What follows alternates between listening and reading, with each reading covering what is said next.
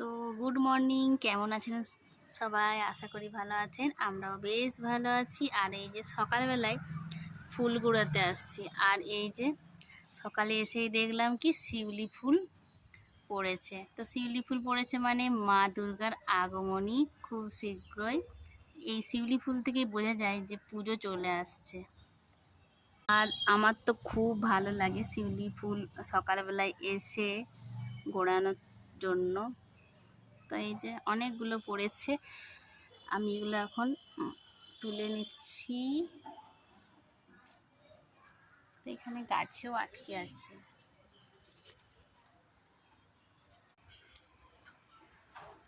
খুব বড় বড় ফুলগুলো, খুব সুন্দর। এখানটায় তো অনেক পড়ে আছে,